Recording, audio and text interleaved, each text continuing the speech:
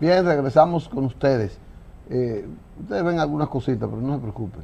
El doctor Alexander Gil Zorrilla, Zorrilla. casi lo dije bien. Él se llama así, él es oncólogo, cirujano, y nos va a dar una orientación de cómo tratar esas enfermedades, las enfermedades de oncología. Así que Isabel. Andrés, tú sabes, yo estoy feliz cuando tengo un invitado como el de hoy, porque realmente nos gusta traer la información a la familia, hacemos un programa para la familia y justamente hoy traemos un tema en el que el mes entero hemos estado trabajando, a nivel general en la sociedad se ha estado trabajando el tema, porque es un tema que lacera mucho a cada persona cuando se ve involucrada en él. Vamos a hablar del cáncer de mama. Como ustedes sabrán, octubre es el mes del cáncer de mama, estamos en el mes del cáncer de mama y este día se celebró el día 19. Pero no solamente aquí en el país celebramos lo que es el mes del cáncer de mama, tenemos octubre como el mes rosa, como se le llama. Yo tengo ahí como una presentación ahí. Es que si pudieran dejárnoslas ver, el video que tenemos, alusivo.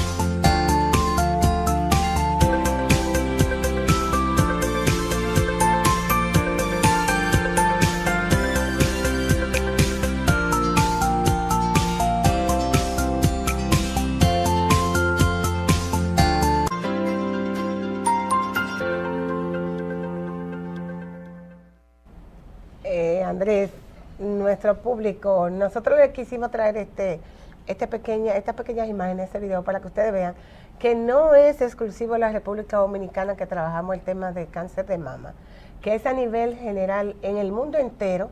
Se trabaja lo que es la concientización sobre el cáncer de mama a nuestras sociedades, para que la gente, los pequeños vayan creciendo con esa cultura, y los adultos, lo que tenemos que ver con el tema ya, pues entendamos que hay que conocer del tema para poder conseguir mejoras en los numeritos que tenemos, doctor, ¿verdad? Porque vamos a trabajar el tema hoy con el doctor Alexander Gil Zorrilla para que nos hable del cáncer de mama, y realmente preocupado. Una de las dos razones, ¿verdad? Tenemos que trabajamos el tema a nivel mundial para concientizar a las poblaciones, y otra que quisimos tratar el tema es por los números que tenemos con relación al cáncer de mama. Buenos días, doctor, ¿cómo está usted? Bien, muchas gracias por la invitación a su programa. Como tú decías, el mes de este mes es el mes que se ha dedicado para la concientización sobre la prevención del cáncer de mama. y como tú decías, el 19 de este mes se celebra el Día Mundial sobre la lucha contra el cáncer de mama. No estamos celebrando el cáncer, no, estamos celebrando la lucha contra el cáncer. La lucha, exacto. Concientizando sobre la lucha. Exactamente. Entonces, el cáncer de mama es una enfermedad maligna que se desarrolla en las células que constituyen la glándula mamaria y que hasta el día de hoy ha cobrado muchas vidas.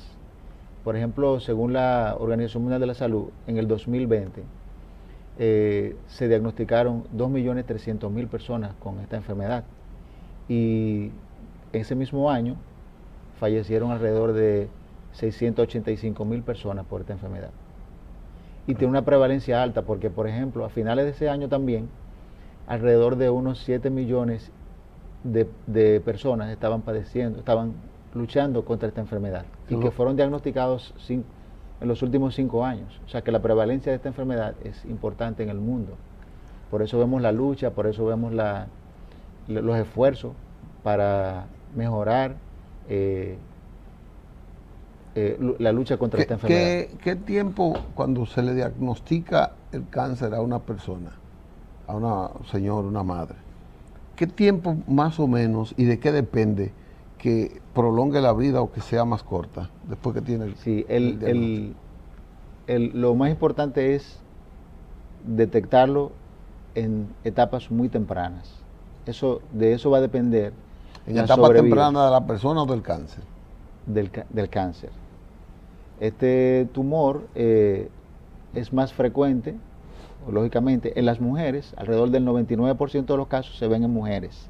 O sea que el riesgo de padecerlo es en las mujeres, aunque un 1% puede desarrollarse en los hombres.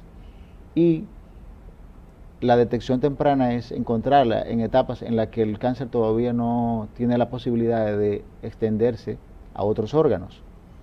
Él inicia en las glándulas de la mama, pero en la medida que va creciendo, pues alcanza los vasos sanguíneos, alcanza los linfáticos y a través de estas vías se puede diseminar a otros órganos, que es lo que la gente conoce como metástasis, cuando el tumor que inició en la mama puede irse a otro órgano, instalarse allá y comenzar a crecer otro tumor ahí en ese órgano, diferente al que le dio origen. Es una célula cancerígena que anda circulando por el torrente.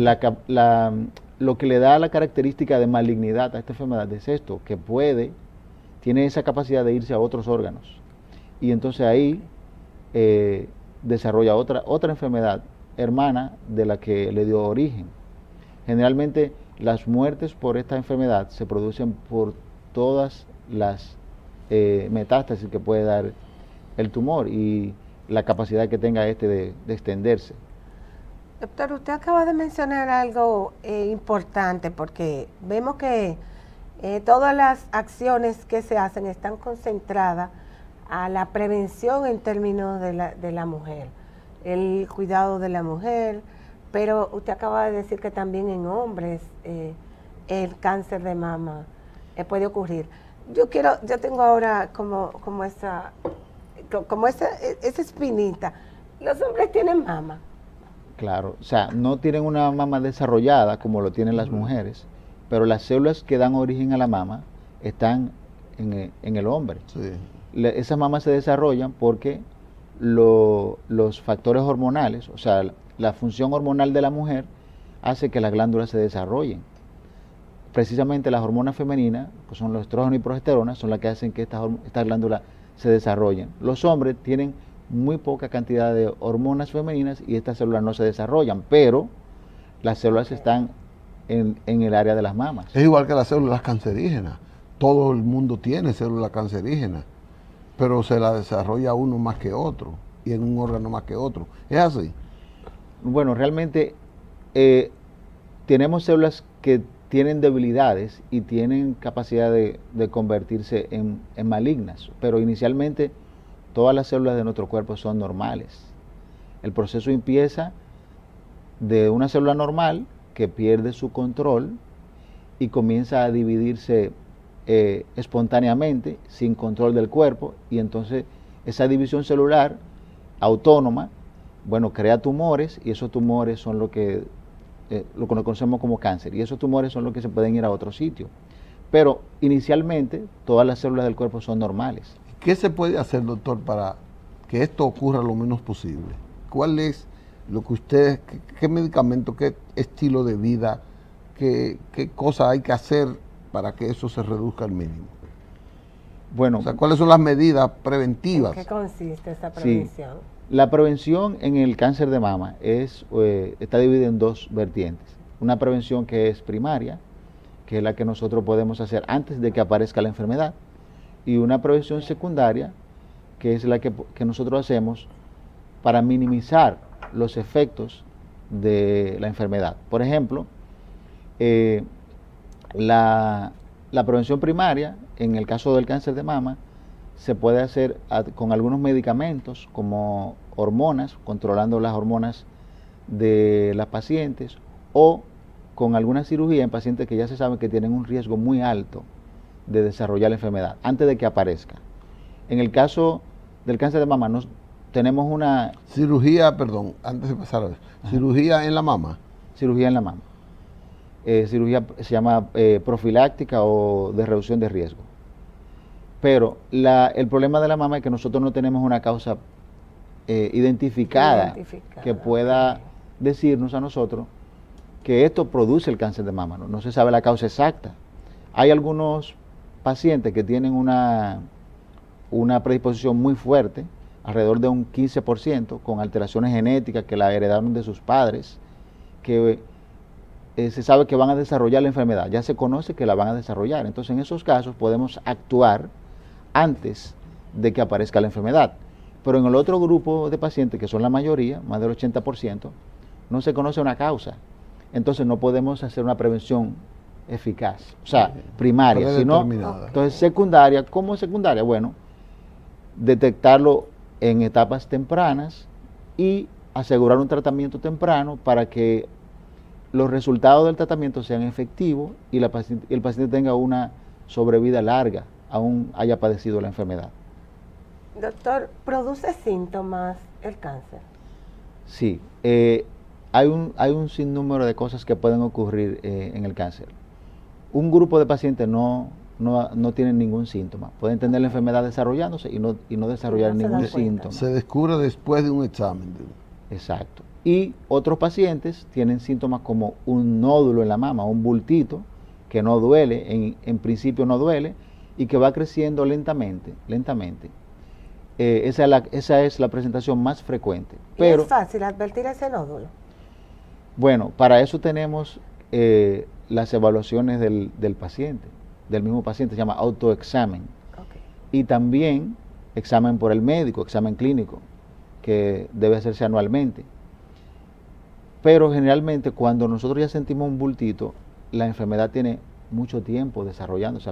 Se calcula que alrededor de 3 años en los cánceres más comunes. Cuando la pelotica puede palparse, cuando cuando ya se siente, debe tener el tamaño como de 0.8 o 1 centímetro para que el paciente pueda tocárselo. Y ya cuando tiene ese tamaño, se calcula que alrededor de 3 años comenzó el proceso de desarrollo de la enfermedad. Preventivamente, doctor, no me bote la idea que usted iba desarrollando, pero quiero cogerlo ahí. 3 años para usted determinar que esa bolita ya es cáncer. Sí, pero tenemos un examen que me lo puede detectar antes. Eso es lo que yo quería saber. Antes de que yo pueda tocarlo o de que la paciente pueda tocarlo, Okay. que es la mamografía.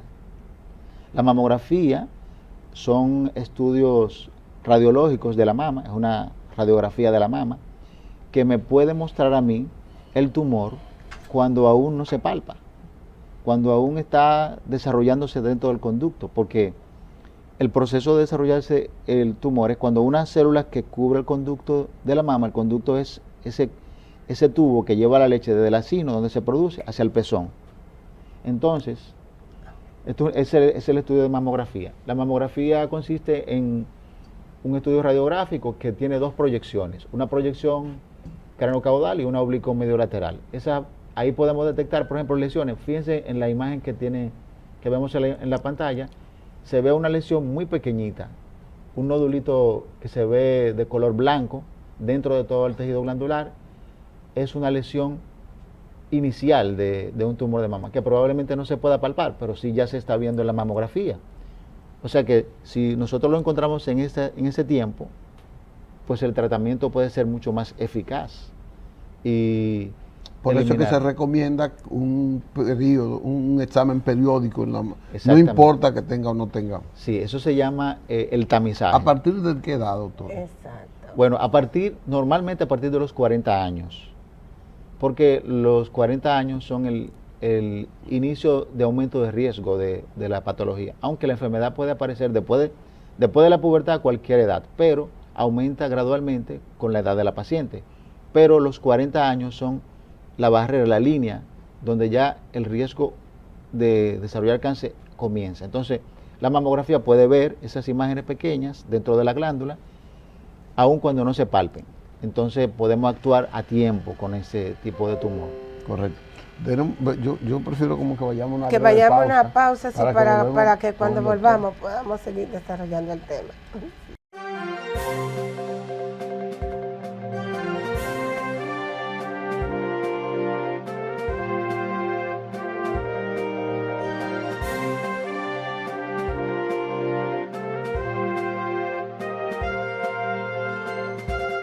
Recuerden que tenemos que recordarle a nuestro público que estamos en Periodismo y Sociedad y en la sección de los viernes Sociedad y Seguridad Social. Recuerden que estamos conversando con el doctor Alexander Gil sobre el cáncer de mama y justamente cuando nos fuimos a una pausa, el doctor nos hablaba sobre el examen y la edad en que se realiza ese examen a partir de los 40 años. Yo sé, doctor, que existen, o he escuchado hablar de factores de riesgos. Las personas que están por debajo de esa edad, si está dentro de los factores de riesgo, ¿no tendría que comenzar a hacer esos cuidados antes de los 40 años? Sí, se puede hacer, debe hacerse antes en pacientes que tienen un riesgo muy elevado para desarrollar la enfermedad. Estos son pacientes que tienen familiares de primer grado que han tenido cáncer de mama, llámese mamá, o sea, puede ser hereditario. Sí. Solamente, perdón, con el cáncer de mama, no con cualquier tipo de cáncer. Debe de observar, no es un paciente en riesgo, con un familiar que haya desarrollado cualquier otro tipo de cáncer. Bueno, hay otros cánceres que tienen una relación genética con cambios en los genes que se heredan de familiares. Por ejemplo, ahí está el cáncer de colon, el cáncer de próstata, el cáncer de ovario y el cáncer de mama. En estos pacientes, el estudio preventivo debe realizarse años antes de la edad a la que se presentó al familiar, por ejemplo, 10 años antes de la edad en que se desarrolló a la mamá o a la hermana o al padre. El examen preventivo debe hacerse antes de lo acostumbrado. En este caso, por ejemplo, de mama, se recomienda a los 40 años. En ese tipo de pacientes puede empezar a los 30, 35 años el screening de las mamas. Y tenemos que definir algo. Por ejemplo, lo que el periodista nos decía, cuando yo empiezo a prevenirlo, y eso depende del familiar en sí o de sus riesgos. Hay exámenes que son preventivos para los pacientes que no tienen ningún síntoma. Eso se llama tamizaje, que es lo que estamos recomendando, porque ahí es que vamos a encontrar las enfermedades en etapa bien temprana. Diferenciarlo del examen que se realiza en pacientes que ya tienen los síntomas, que ya tienen alguna molestia, alguna sintomatología que los obliga a ir al médico. Ahí ya el médico va a tomar las conductas de estudios para detectar si hay si hay una patología maligna o no. Pero lo que nosotros queremos enfatizar es que esos pacientes que aún no tienen síntomas, que ya llegaron a los 40 años, deben realizarse su mamografía periódica para encontrarlo en etapa temprana. Y, como usted decía, en los pacientes que ya tienen ese antecedente familiar o que tienen un riesgo elevado, se pueden hacer los estudios 5 o 10 años antes de la edad a la que lo presentó su familiar.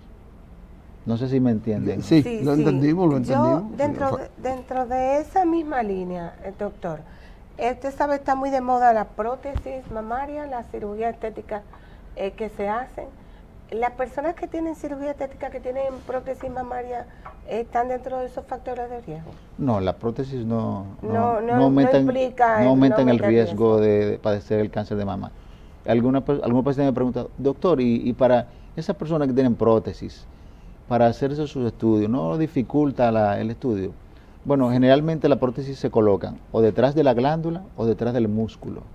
Así que nosotros tenemos el tejido mamario protegido delante.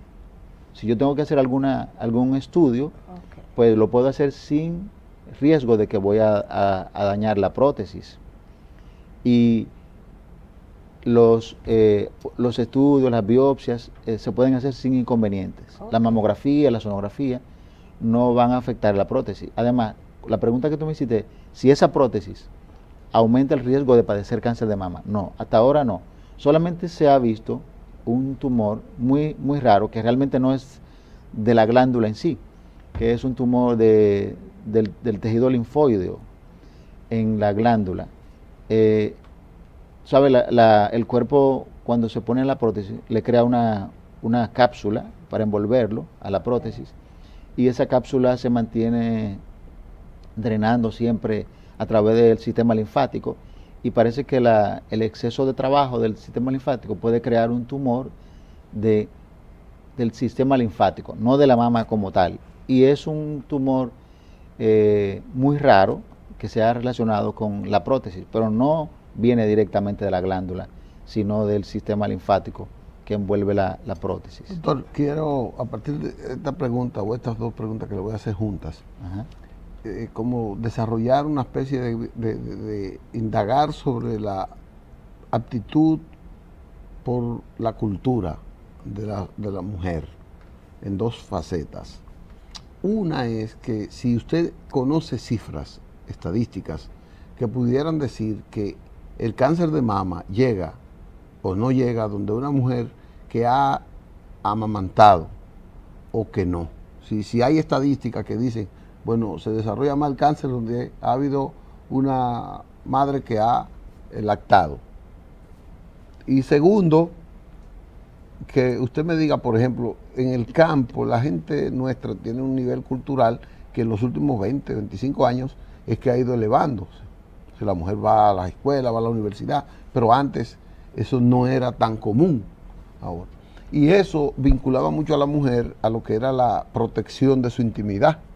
Entonces la mujer no iba mucho a hacerse un examen de mama porque eso era peligroso y no había muchas, ¿cómo se llama de esa doctora de la mama? ¿Qué sé yo?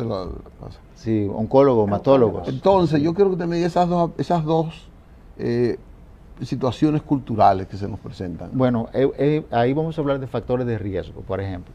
Factores de riesgo que